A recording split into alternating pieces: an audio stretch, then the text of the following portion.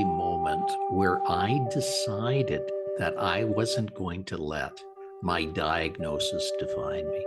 I think enthusiasm is something you have to bring to the table every day. It literally is the game changer. It literally makes it or breaks it. Welcome, everybody. Welcome to Kitchen Table Conversations. The best conversations happen at the kitchen table, and it's where everyone can feel heard, nourished, hopefully is very comfortable.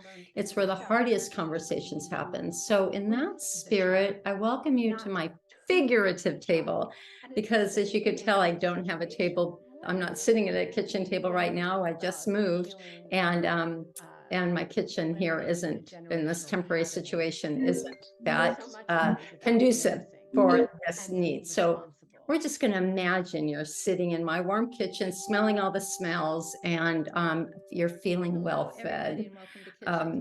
Before we get into this nutrient-rich conversation with my guest, Dr. Alan Lycka, I want to thank you for being here. I also start all of the calls by pointing out a symbol that I use on the promotional banner of this call, which you've seen.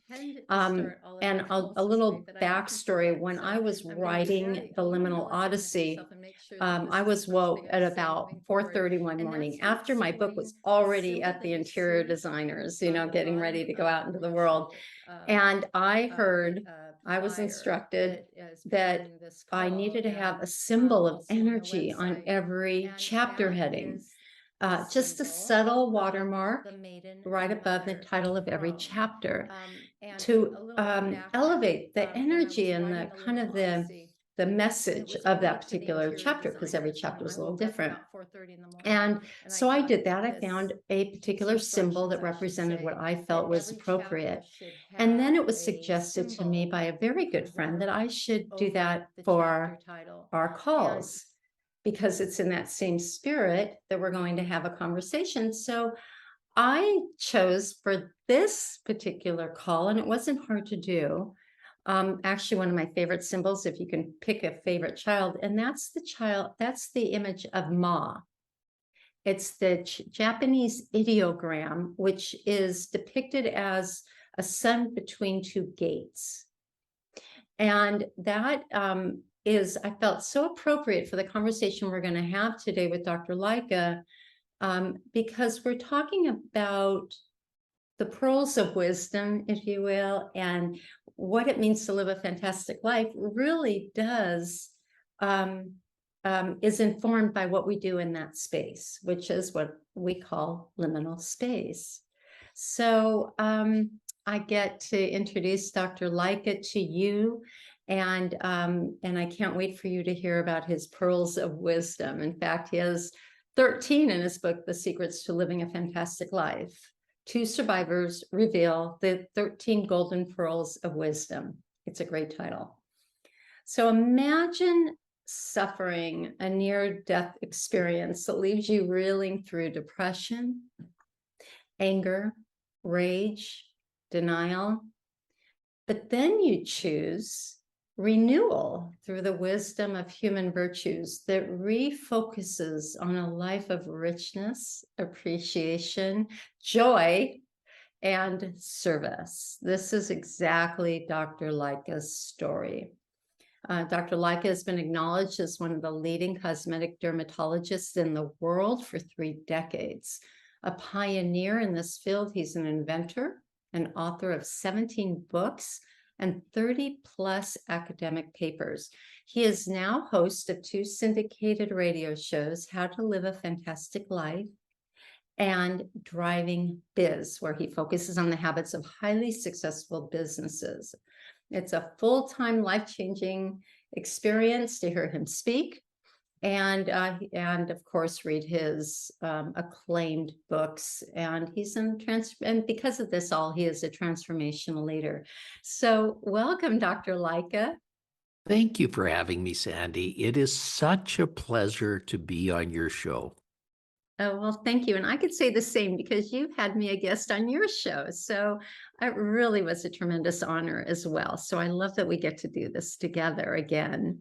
So for thank sure. you. Yeah. I'd like to just start by asking you to share about that liminal space between that condition of reeling in anger, rage, and denial, and the moment you changed your mind towards renewal. What did that liminal moment look like? Literally, it was a moment where I decided that I wasn't going to let my diagnosis define me. I wasn't going to let it get me down. I decided that I was going to move forward, not backward. I decided that the doctor who had made the diagnosis made it wrongly. You know, Unfortunately, doctors are not always right. They only know what they know. They cannot know what they do not know. And the doctor that gave me the diagnosis that I had did not know there were other diagnoses other than ALS, Lou Gehrig's disease. He didn't know that there was other things that could define this condition that I had, which is probably, I can understand that. I mean, back in 2003, we did not know of chronic Lyme's disease. We did not know of these other diagnoses that mimic ALS.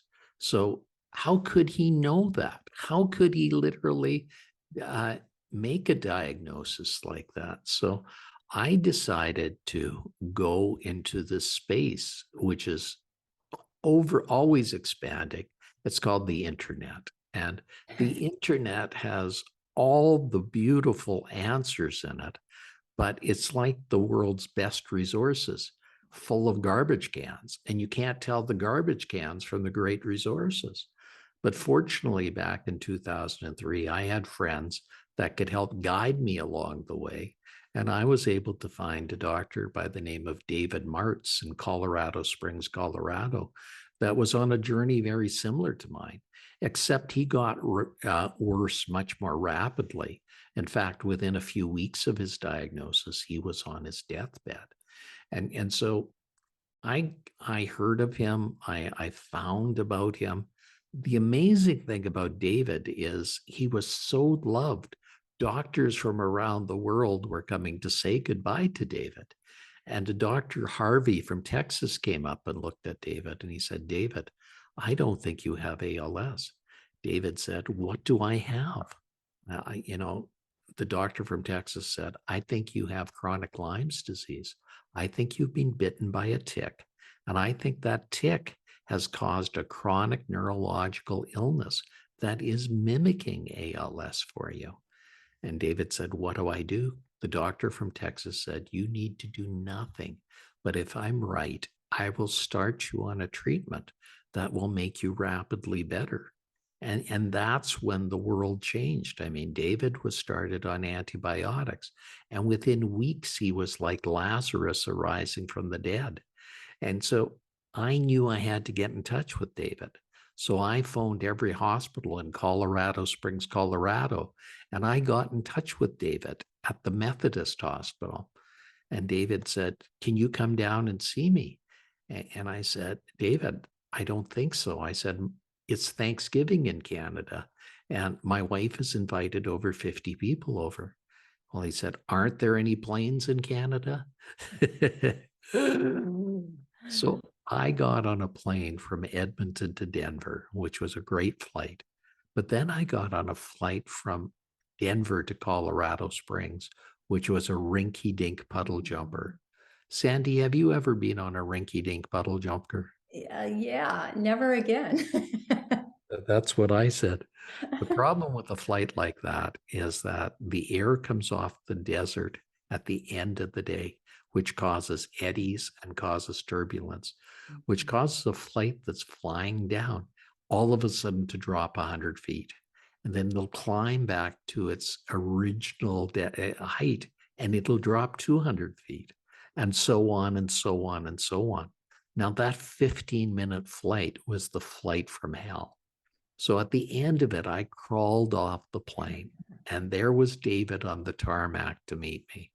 And David said, you don't look so good. And I said, I don't feel so good. He said, well, this is probably a metaphor for what you've been going through. And we talked for hours. And David said some magic words. He said, Dr. Lycka, I think history is repeating itself.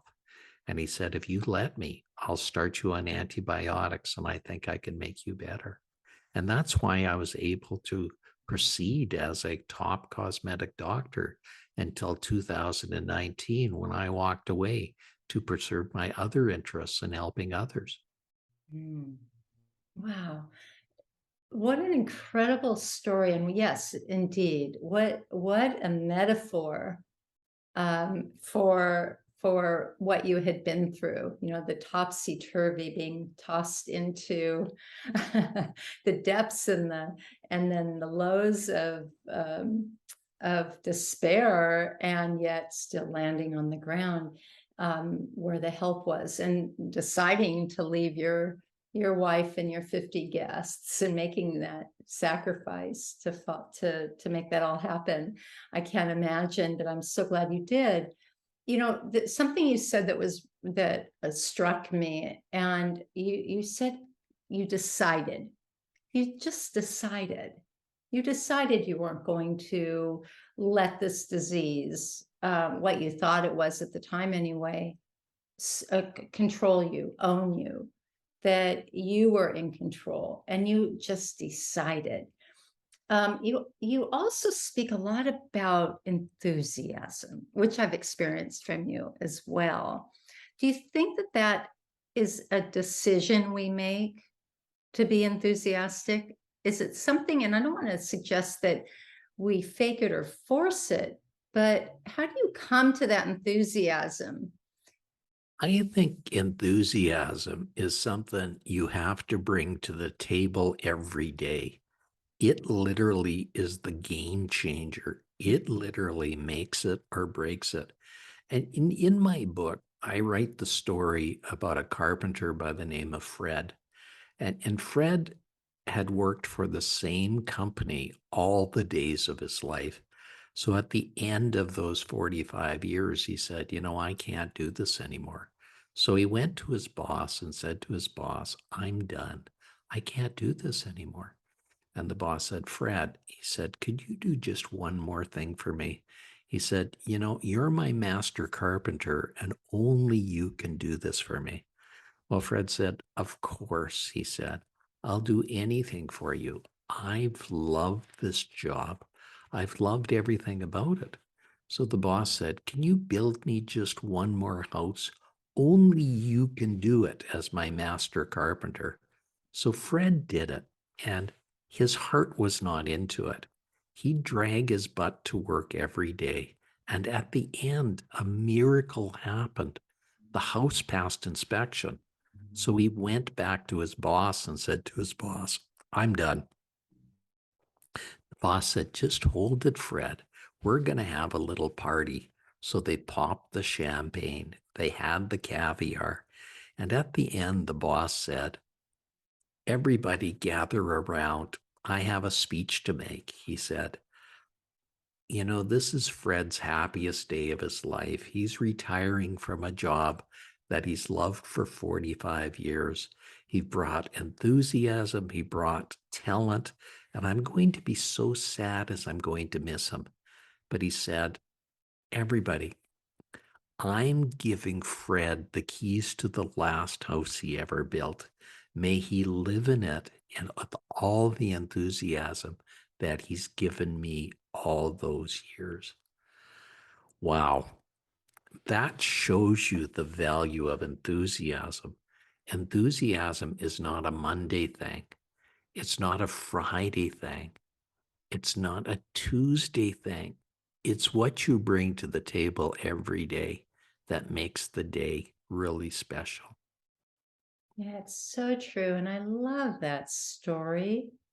I really do. And of course, it makes me think about the importance of giving so much to what you do for others, you're doing for yourself. This is what's called enlightened self-interest as well. Um, in the trust frequency, which is, I have a chapter on the trust frequency. It's a book that changed my life as well. And one of the 7 A's, what they're called, attitude is a very important value. And our attitude informs our life, right? It's really the filter in which we see the world through. And attitude brings enthusiasm. We can choose, we can decide that attitude is one of enthusiasm. Do you think it's a practice? Do you think it's something that could become a condition of our operating system if we do it enough?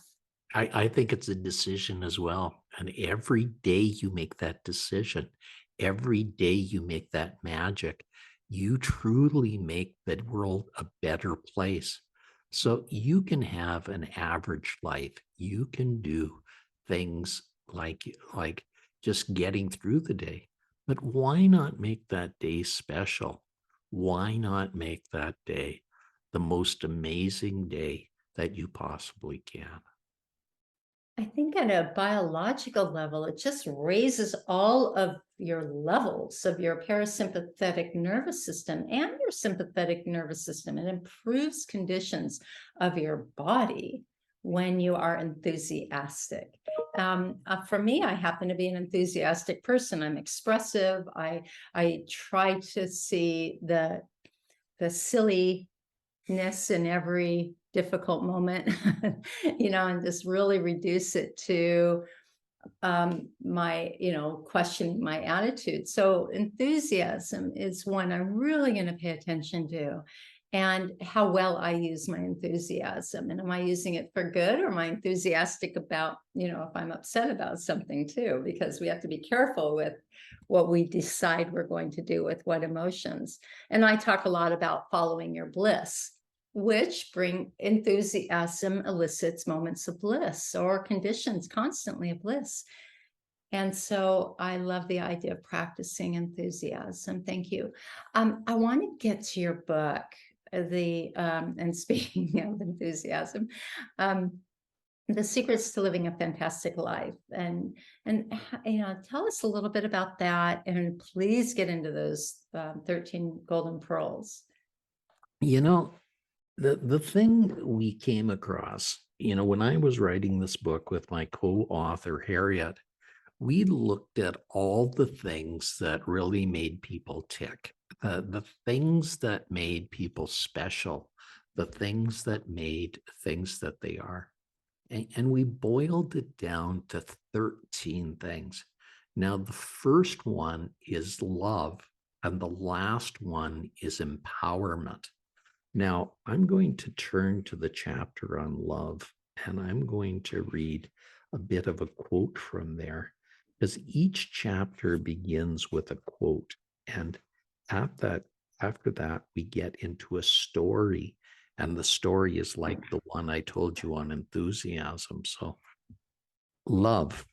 I believe that dreaming is stronger than reality. Desire is more potent than apathy. Hope is more powerful than despair. Joy always triumphs over sorrow. That laughter is the ultimate cure for mankind's foibles. And I believe that love is stronger than hate, the greatest gift of all. And it's a choice.